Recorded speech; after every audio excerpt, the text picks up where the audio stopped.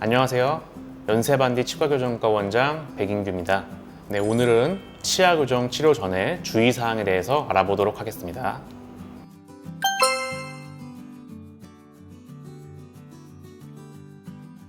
교정 치료가 치아의 어떤 부착물을 이용을 해서 그 치아에 생리적인 힘을 가하게 되죠.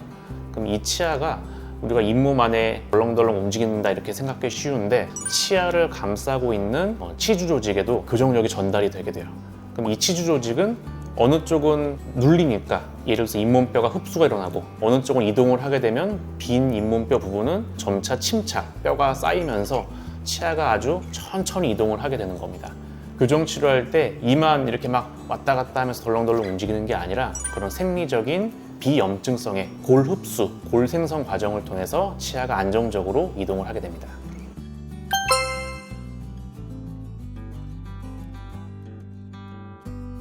교정 치료 중에 도중에 치료 계획을 바꾸는 경우는 거의 없습니다. 교정 치료를 하기 전에 명확한 환자분의 상태를 파악을 하고 그 한 방향대로 치료를 원활하게 진행을 해야지 교정 치료 자체도 결과가 좋고 잘 끝날 수가 있습니다. 대개 환자분들이 저한테 먼저 물어보시는 것 중에 하나가 비용에 대해서, 그 다음에 교정 치료 도중에 그런 기간이랑, 또 제일 많이 물어보시는 것 중에 하나가 교정 치료를 하는 도구, 브라켓은 어떤 걸 선택하면 좋은지에 대해서 많이 물어보시는데, 사실 이거는 물론 중요한 부분이긴 하지만 지역적인 부분이기 때문에 교정 치료에 앞서서 환자분 상태를 파악하고, 환자분도 내가 무슨 문제점을 가지고 있고 이거를 고치려고 이런 방식으로 교정 치료를 하는구나 충분히 이해한 상태에서 교정 치료를 진행을 해야지 원활한 진행을 가질 수가 있습니다.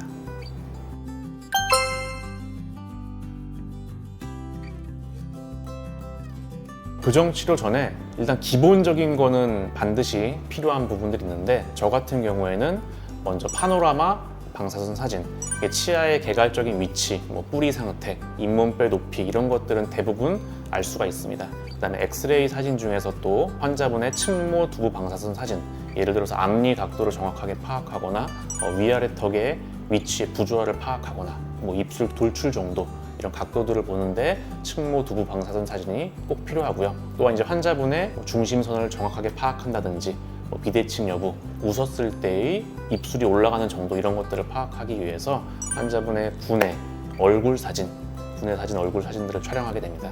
또한 이제 치아 상태를 또 정확하게 파악하려면, 예를 들어서 공간이 얼마나 부족하고 치아가 교합 상태는 바깥쪽으로도 얼마든지 확인할 수가 있지만 안으로도 한번 체크를 해보기 위해서 환자분의 인상 모형을 채득하게 됩니다.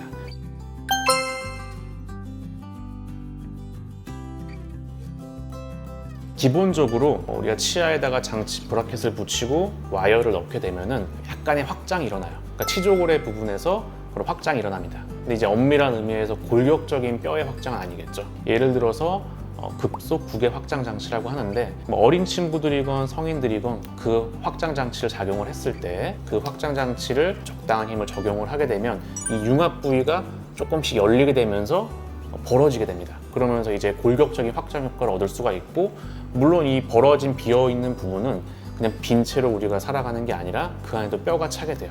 그래서 나중에는 그 급속 구개 확장 장치를 일정 기간 이상 확장한 치열에 놓여 있게 되면은 그 사이에도 뼈가 차면서 진정한 의미의 골격적인 확장을 이룰 수가 있습니다.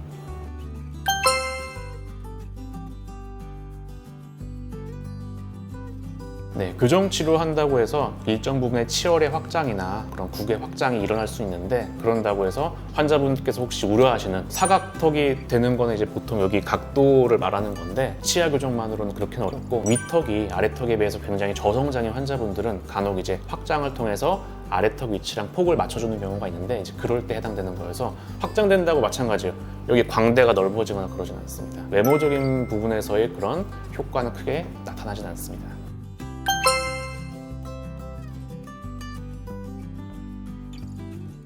일단 충치랑 풍치를 좀 나눠서 설명할 필요는 있을 것 같은데, 충치 같은 경우에는 교정 치료 도중에 발견되거나 생길 확률이 높습니다. 교정 치료를 오히려 다 끝낸 이후에는 닦는 걸 어떻게 해야지 내가 더 잘 닦을 수가 있고 이런 덴탈 IQ가 좀 올라가기 때문에 교정 치료 끝나고 나서는 환자분들이 굉장히 관리를 잘 하십니다. 근데 어쩔 수 없이 우리가 교정 치료 도중에는 부착물들이 있어야 되겠죠. 치아 하나하나마다 뭔가 장치가 다 붙어 있을 거고 철사도 있고 또 안쪽으로도 장치를 또 부가적으로도 붙이는 경우가 있기 때문에 이런 부착물들이 너무 많아서 장치가 없을 때에 비해서는 관리가 더 어려운 건 맞습니다. 게다가 음식물도 돌출부가 있으니까 그 주변에 많이 낄 수밖에 없겠죠. 그래서 이런 음식물이 관리가 안 됐을 때, 구강위생 관리가 안 됐을 때 충치가 생길 확률이 높아지는 겁니다. 풍치 같은 경우에는 이제 잇몸 질환이죠. 저희가 가해지는 교정력, 생리적인 힘은 치아의 잇몸을 약하게 하진 않습니다. 근데 예를 들어서 처음부터, 애초부터 잇몸뼈가 좀 안 좋거나 이런 분들은 교정 치료를 하면서도 잇몸뼈가 다시 생성되거나 하진 않기 때문에 이거가 이제 유지되는 거죠. 또 두 번째로 교정 치료를 하면서 혹은 이전에도 이를 꽉 물거나 이를 갈거나 이런 게 좀 심하신 분들은 치아가 안 좋은 힘을 받기 때문에 나중에 교정 치료를 끝나고 나서도 이가 동요도가 많이 줄어들지 않는 기간이 좀 길어지는 그런 상태가 될 수밖에 없습니다. 그리고 잇몸도 마찬가지로 관리 측면이 제일 중요합니다. 잇몸 염증 생기면 잇몸이 부었다가 나중에 그 부었던 잇몸이 좀 내려가게 되면은 우리가 흔히 얘기하는 치아 사이에 비어 보이는 블랙 트라이앵글이 생길 가능성이 높기 때문에 관리를 교정 치료 도중에 잘 해주는 것이 필요합니다. 물론 너무 꽉 물거나 이 갈면은 구강 내과적인 치료가 필요할 수가 있고요. 이가 좀 덜 힘을 받게 하고 덜 갈리게 만드는 나이트 가드 형태의 장치를 할 수가 있고, 이게 너무 심하셔서 교합 변화까지 일어난다면은 스플린트 같이 그런 장치가 좀 필요한 경우도 있습니다. 하지만 이런 장치들이 교정 치료 도중에는 바로 적용할 수 없는 그런 부분이 있기 때문에 그런 게 심하다면은 교정치과 의사와 상의를 하고 진행을 하셔야 됩니다.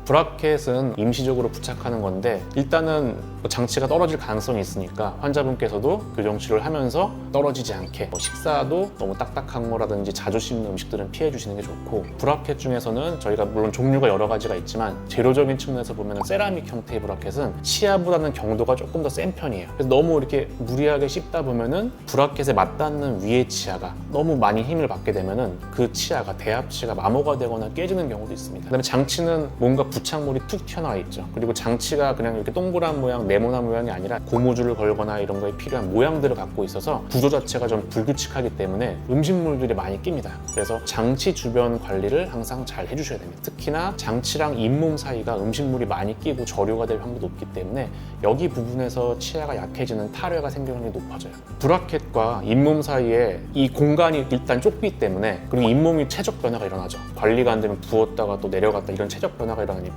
그 공간에 음식물이 많이 끼게 돼요. 이 음식물들이 좀 오랫동안 치아에 붙어 있으면 음식물과 침이 섞이면서 끈적끈적한 치태가 되고요. 분해가 되면 산성물질을 발생시켜요. 치아 표면에 계속 산성물질이 계속 따닥따닥 붙어 있으면 치아가 약해지겠죠. 보통 이 바깥쪽 면은 공기, 산소 공급이 원활하기 때문에 충치처럼 까맣게 안 되고요. 치아가 하얗게 되면서 삭을 수가 있어요. 부식되고 이렇게 삭고 치아가 약해지는 현상을 저희는 탈회라고 합니다. 하얗게 된다고 절대 좋은 게 아니라 치아가 좀 삭는 거니까 장치랑 잇몸 사이 관리를 굉장히 신경을 많이 쓰셔야 됩니다.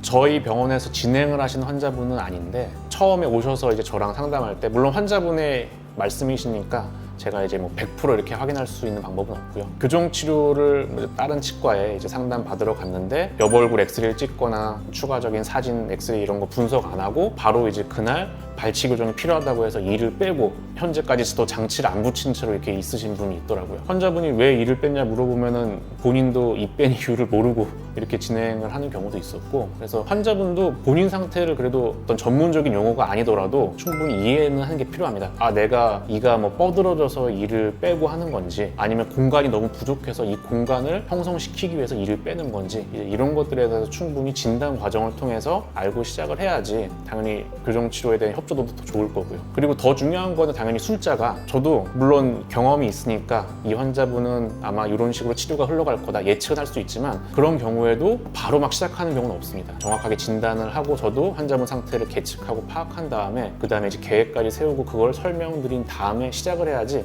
안전하게 갈 수가 있어요. 당일날 갑자기 막 시작하는 경우는 사실 있을 수 없고요. 환자분 상태를 파악하고 그걸 설명드린 시간까지 잡은 다음에 환자분께서 충분히 이해하시면 그 다음에 시작하는 게 좋습니다.